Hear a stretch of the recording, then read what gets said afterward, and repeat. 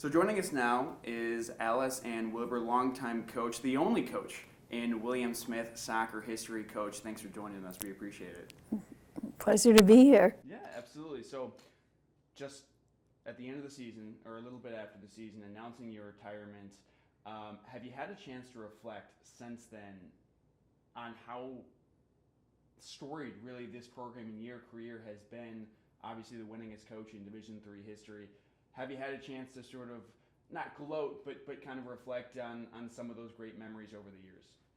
I think my phone, my computer's been blowing up with alums in contact since, and I think their response, even though they would always, when's Aliceann going to retire? When's Aliceann going to retire? And they knew, but they didn't really know, and I think their reactions has made me think a lot. Like, as long as I was here, it kept their experience as they knew it, and I wrestled with that part of feeling a little bit guilty about changing up that dynamic. So that's mostly as far as I've gotten.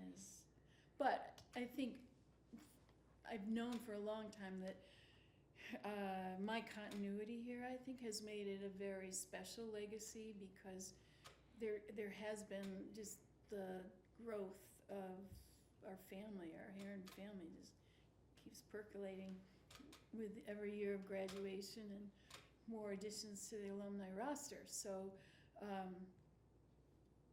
that in and of itself, I think, is very, very special, and the loyalty that's in our Heron Nation, we call ourselves the Heron Soccer Nation, is deep and vast. First year of the program, obviously, can you just walk me through what that first season was like, and how you were approached about taking the position in its first place? You know, I was thinking about that. How did I know about this position? Because I was on leave. I'd taken a leave of absence from the K through 12 school I was coaching at. And my dad had passed away, and I took a leave to come back and help my mom with the farm, and so when I was at West Valley, that's when Title IX was implemented, and I went from being in college, having to coach track, basketball, soccer, volleyball, none of which I had any experience with, and I don't even know how I had the balls. Is that a bad word? No, you can say that. The balls to apply for this job. I think it's just the ignorance and the, I don't know, the mindlessness of being young, probably. But so I applied for this position because I coached a little soccer at tiny little West Valley Central School, and it was about as part-time as you could get. So that was why I applied. I think I was here and looking for something to do. There was also, I think I was, now that part I can't get straight. I was thinking I think I was trimming grapes. At the same time, I was trimming grapes in the winter and pulling brush, and I got this part-time job. So that's how that came about. And then I started teaching at an elementary school in the Penn Yan School District. That was full-time, and then I was coming here part-time to do this. So it was a beginning program. I was a beginning coach. I had kids that didn't know anything about soccer. They had a coach that didn't know much at all about soccer, so we were a great fit for each other. Yeah. So I'm going to take it you were maybe surprised when you were called and told that you were going to get the position? I don't think anybody else applied. Like, probably. Like, I don't think they had a big pool, is my guess. Yeah. So this first couple of seasons, in your entire career, you've had 4 seasons below 500. It was the first 4 seasons. Yep. What you mentioned, like, there's probably, yourself were a beginning coach. You had some kids who maybe didn't have a lot of soccer experience. Really, what were those 4 seasons like? How did you get through it? It was a different era then, and I've always been quirky, but I was probably even quirkier. I had kids. I put a girl in a game, and she said, "Which way do I go?" Like, these are not the stories I have from there. Like, you just had to roll with the punches. We kind of had one to begin with, and then we didn't. But at one point, this was probably in those 4 years of being under 500, we were getting shellacked. Our game field was down here, and 5-20 is right there. But the 7th goal goes in, and this goalkeeper screams, "I can't take this anymore." And she flies out of the goal, and she runs the length of the field, and she crosses Hamilton Street, 5-20, and she's not coming back.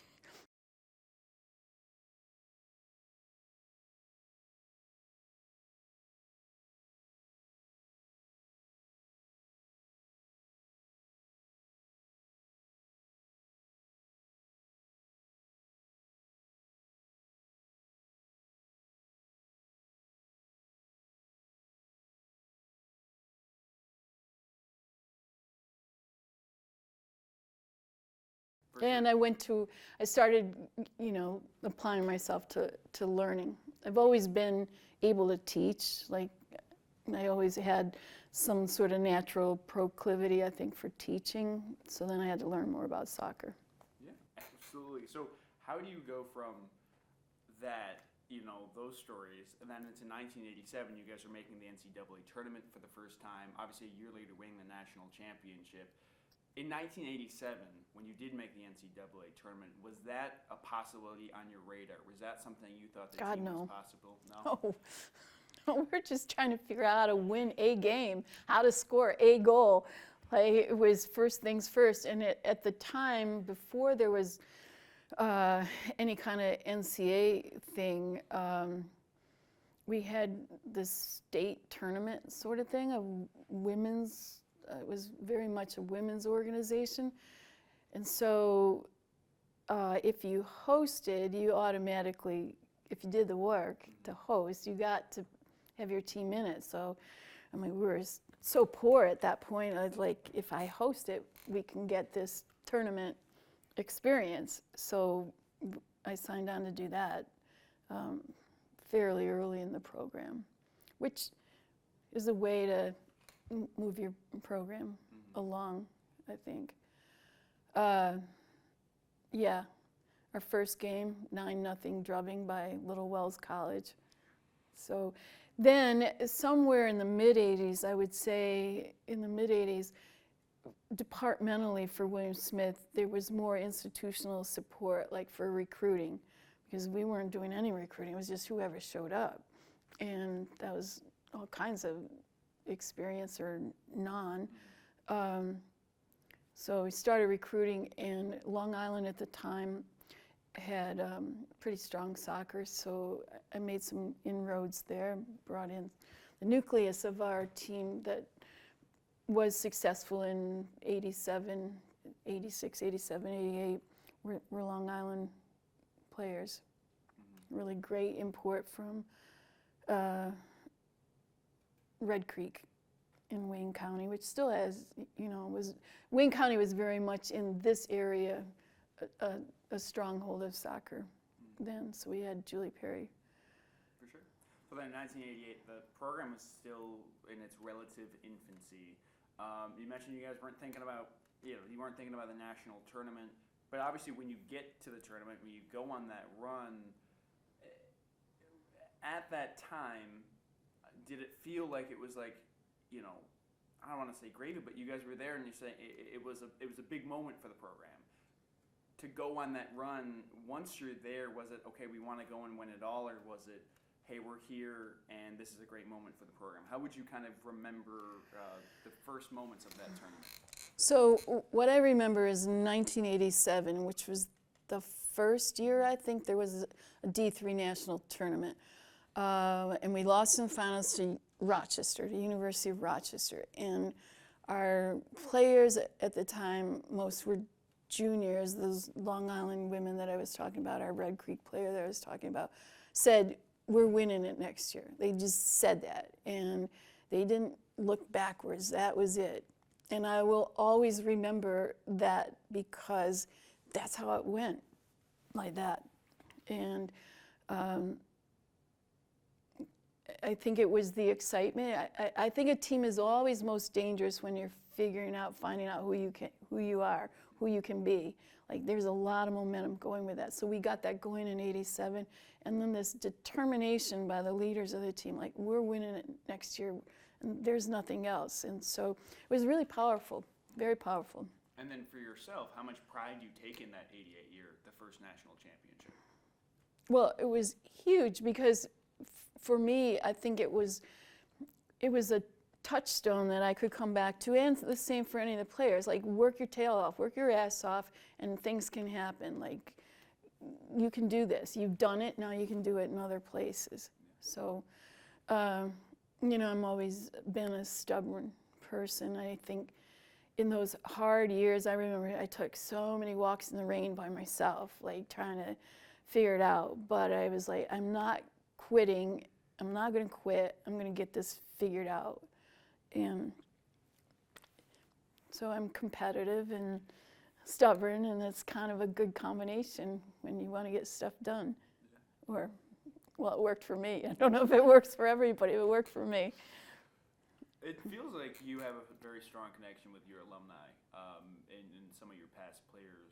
How do you now, I mean, you mentioned right when you were announcing retirement, you were getting texts, but how do you now still get to connect with them? Is it, I mean, obviously there's a lot of them, but how important is it for you to continuously keep in touch with your alumni, the people who won in 1988, but also maybe the people who were in those first couple years?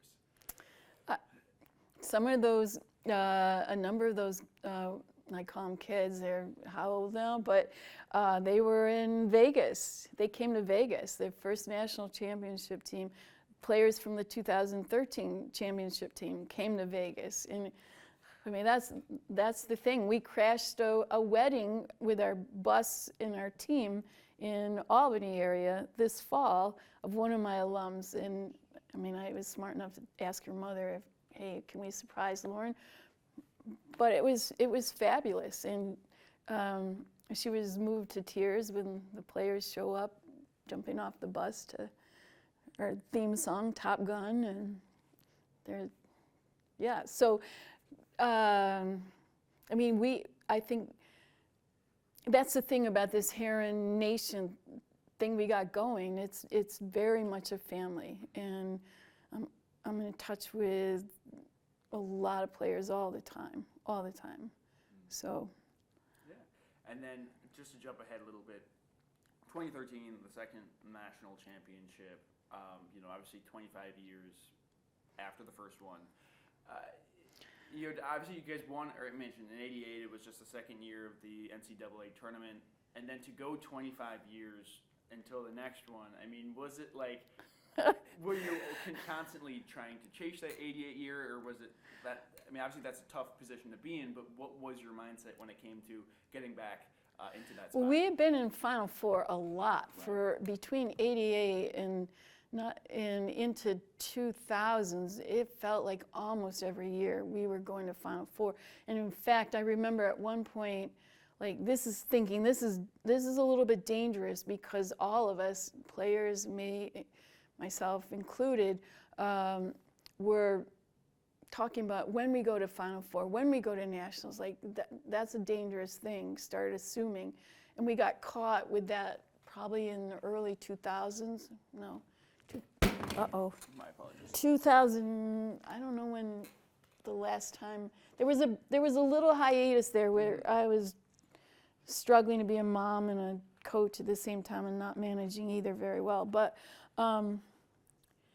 before that, through the 90s, we were, so, you know, to win nationals, generally in my experience, you got to be healthy, you got to be lucky, and you got to play well, all three. And so, you know, if we got into Final Four, that was always my goal. Now, when it's 2013 and they say it's been 25 years since you won your first title, I was like, what in hell have we been doing for 25 years? I just never thought of it as 25 years. You get so busy with the next year, that's all you think about, the next, the next, the next. So when I put it like that, 25 years, I was like, what have we been doing? It was very a rude awakening. Mm-hmm. So was that, I mean, you mentioned it was a rude awakening. Was it a rude awakening going into the season, or was it once you guys won, it was like, oh, it had been 25 years? We didn't expect to win it in 2013, I don't think. We just had great leadership. We had a team that would buy into Olivia Zattoli. We had players who liked to score goals, who weren't afraid, a lot of heart. I don't think we were the most technical team. In fact, I remember in the semifinal, the guy out in San Antonio who was doing the broadcasting stuff said, well, you're not a technical team, blah, blah, blah. And I was like what? So we won. There's different ways to skin a cat. So we had a team that would fight, yeah. For sure. And then this past season, your final season, obviously getting to the national championship. First off, how special was this season for you? Going into it, obviously, whatever, but like to go on the run that you have. You mentioned there's a lot of Final Four experiences, but to get to the national championship in your final season, truly, kind of how special was that for you? Well, you don't know what preceded that. So I know, as we go into this season, it's my final one. As this summer is wrapping up, and we're closer to August, a lot of our most experienced players, ones that, like an All-American from the year before, another fifth year, we had some serious injuries to these players, and it was a group of them. So we are limping in preseason. We're not looking good at all. The start of our season is not going well at all. And I'm thinking in my head, because we haven't announced it, people are going to think Aliceann couldn't hack it when they weren't doing well, so she quit. So that's how the beginning of the season went, and it was really in even early October, I'm thinking this is going to be the first year we might not make nationals in forever. So, and this is all real. Like, I'm not bullshitting you. 6-3-1, I think, right? Was the record something along those yeah. lines? Yeah. Yeah, and some of those we inflicted on ourselves, too. So that didn't help. Yeah, so I think the story of our season is not so much the loss in nationals. WashU was an incredible team this year, very dominant team in D3, the most so in a long time, I would say. But our story, I think, was more of where we started and where we ended and how we did that. And that's a great story. How would you say that you turned the season around halfway through? All right. So I like to talk, I like history. I think history repeats itself, and there's a lot of lessons in there. So I talked about Julius Caesar. And most of our kids don't like history, don't know much about it, so you have to fill in all the blanks, all the gaps. Julius Caesar, when he decides he wants to be emperor of Rome, that's when he makes the decision to cross the Rubicon River. Once he made that decision, there was no going back, because he would be, at that point, labeled a traitor, and it's fight or be killed. So we talked about crossing the Rubicon. We were at Clarkson, so it's homecoming here. We were at Clarkson, big conference match. I think we'd won one and tied one in conference to that point.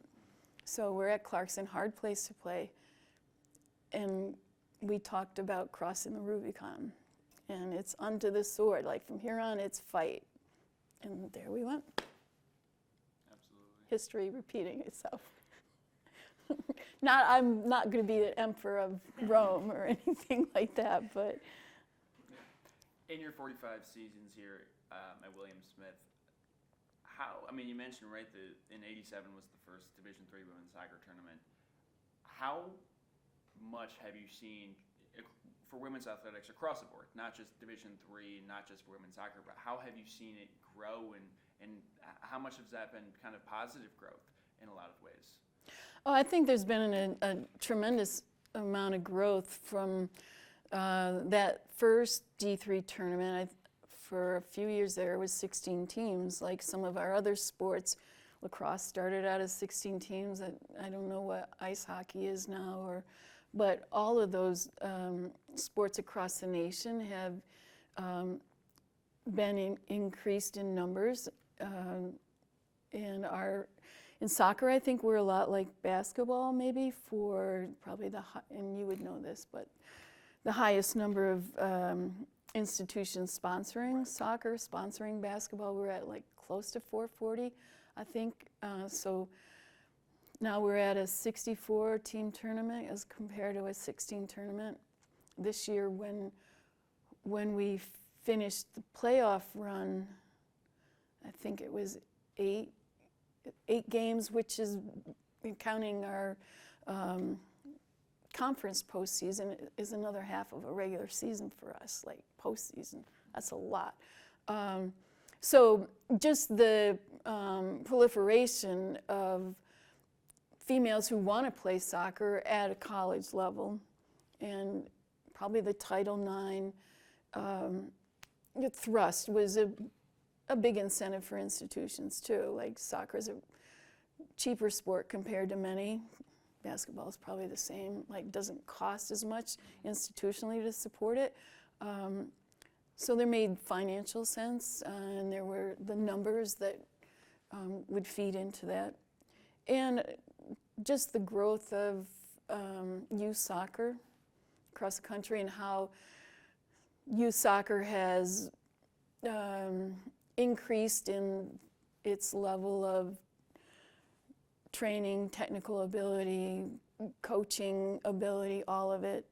Of course, there's a lot of money involved anymore, so increase. How satisfying has it been to see people you've coached throughout the years obviously go on from playing soccer with you, but to go outside of soccer and do phenomenal things in their careers? How satisfying is it to see, your kids graduate and then go on to do great things in their career? No, that's a great question, and I would say the answer is it's incredibly satisfying, because I do believe strongly that the experiences gained and garnered within those 4 years as an intercollegiate athlete provide tremendous growth, and whether it's grad schools or employers recognize the capacity of somebody who's had an athletic background to manage their time, to think independently, to collaborate. There is a composite of skills acquired and honed as a college athlete, I think, that are very attractive to graduate schools, to employers, that encompass time management, leadership skills. We have a lot of kids who come out of here with great leadership skills, ability to collaborate and work well in a team, to be self-motivated, to take initiative, to be able to assess and reflect. Mm-hmm. Yeah. What is going to be the number one thing that you're going to miss about not coaching soccer here at William Smith? That's another good question. Because for a while I thought the hard thing is just going to be deciding that it's done, and then I won't look backwards. And now that it didn't stare me in the face, I'm going to miss, I worry about this. I worry, am I going to know who I am anymore? After 45 years of knowing this is who I am, what I do, I'm like, I'm not sure. And I need to get past that, because it's I've been in a little stalemate there. I'm going to miss the day-to-day interaction of, I've got great people in this building and at Hobart Athletics, and I'm going to miss that a lot. And I think when you work with younger people daily and as intensively as I've been able to do, they help keep you young too. So that's on my mind as well. And I just always love people, and they're all my kids. So I'm going to miss it. It seems like you're, in terms of a coaching style, kind of a great motivator, right? I mean, we talked about the Julius Caesar speech you gave. If you had to describe your motivation style or your way of getting girls to buy in, how would you describe it? Well, I'm a big believer in expectations. So I think that people generally can do more than they think they can. So if you expect a lot, you'll get a lot. And if you don't expect much, you're not going to get much. So I have never been shy about creating a lot of expectation. And then showing my support and belief that they are capable of accomplishing that. I'm not shy about being tough on kids, as long as they know that I care about them and that's where this is coming from and that I believe in them. I think they've allowed me to be direct, be honest, and keep my foot on the gas. Yeah. You obviously talked about a lot about the, struggle to decide that it was time. What was it about this year that you decided, 45 years is enough, it's time to hang it up? A couple of things. Sure. Honestly, there are some pretty great examples out there now, currently, or in the last couple of years, of people who stayed beyond their time of effectiveness. And so I didn't want to stay so long that I wasn't good at what I did anymore. So I've always watched myself, my energy, my ability to connect with kids, and I just didn't want to be somebody who got that part wrong and stayed a little bit too long. So there was that. My husband has had a very pressured career, and we've always been opposite. His busy time was when I had more in the summer and vice versa. So he retired late this fall. And he's been very, very supportive of my career. So great in welcoming all these Heron soccer girls to our house. And I needed to give something back to him too. So there was that. Yeah, I would say those are the two probably major incentives.